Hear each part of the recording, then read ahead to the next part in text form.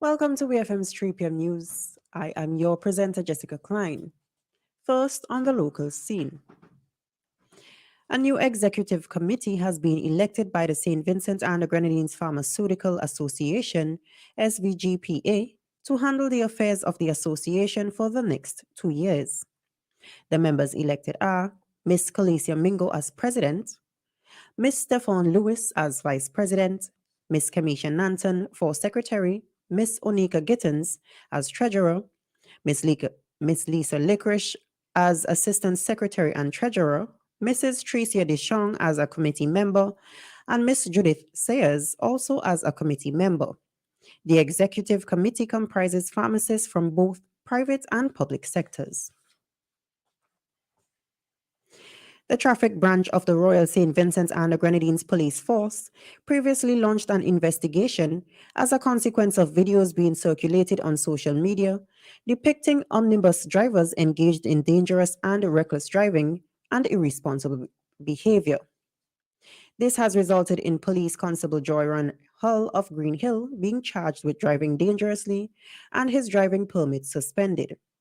On Tuesday, January 31st, 2023, Constable Hull was issued with a letter signed by the Commissioner of Police, Mr. Colin John, notifying him that his driving permit has been suspended by virtue of the authority vested in the Commissioner of Police and Licensing Authority in accordance with the Motor Vehicles and Road Traffic Act, Chapter 483, Section 5 of the revised edition of the Laws of St. Vincent and the Grenadines, 2009.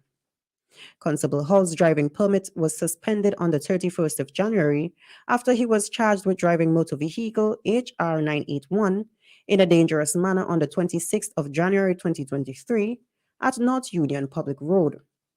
The Commissioner of Police emphasized that the traffic branch is aware of the incidents of motorists driving recklessly on public roads. As a result, traffic officers have increased vigilance and patrols to curb these incidents. Still on the local scene, the former Minister of Foreign Affairs to SVG, Dr. Douglas Slater, has been selected to lead the coordinating SILAC Secretariat here in St. Vincent and the Grenadines. Prime Minister Dr. Ralph Gonsalves made this announcement on the 1st of February on NBC Radio. During SILAC's 7th Heads of State and Government Summit in Argentina on the 24th of January 2023, St. Vincent was unanimously elected as President pro tempore of the Community of Latin America and Caribbean States, CELAC. Since the election, the government has been making preparations to establish a local secretariat which led to the selection of Dr. Slater. Serving as the deputy director of the secretariat, according to Prime Minister Gonsalves, is former ambassador to Venezuela, Mr. Andres Wickham, who was also a part of the delegation to the recently held CELAC summit. On the regional scene, the Greater Caribbean for Life (GCL) organization, which united entities and individuals against capital punishment in the region since 2013, has opposed a proposal by Jamaican Prime Minister Andrew Holness to make death sentences mandatory for capital murder. His plan also proposes a penalty of life imprisonment for non-capital murder. The organization stated, "We need to remember that Privy Council has decided in many cases the unconstitutionality of the mandatory death penalty, referred to as the automatic death penalty in Holness's proposition. Instead of looking for inappropriate solutions for violence that will be challenged in courts, GCL invites the Jamaican government to initiate a comprehensive dialogue to consider the root causes of crime and work to develop effective, short and long-term, non-lethal solutions that will be more conducive to building safe, just and peaceful societies in our region." Still on the regional scene, on Wednesday, February 1st, 2023, Guyana's President Dr. Irfan Ali met with world-renowned actress Letitia Wright at the office of the President. During the meeting, Wright was presented with a framed copy of her Guyanese birth certificate and a copy of her parents' marriage certificate. In reference to the Guyana Chronicle, the Black Panther Wakanda Forever star said she appreciated the gift and that President Ali must have read her mind. The University of Guyana granted Ms. Wright an honorary degree on Wednesday at its main campus at Georgetown. The honorary degree recognizes admirable accomplishments and activity in any given body of work.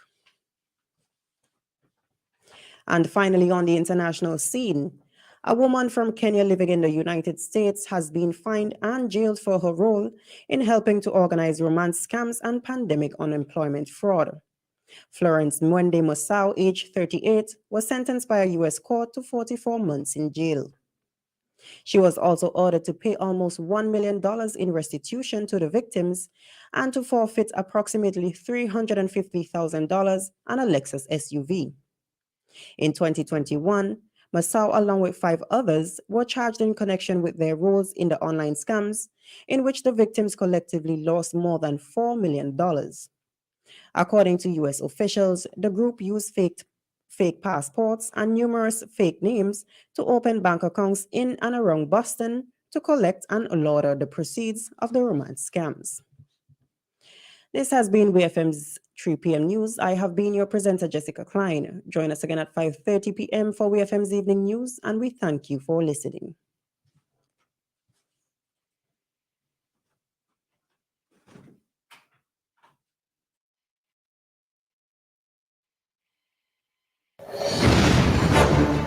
WEFM 99.9, home of quality programming. A source of reliable news and information.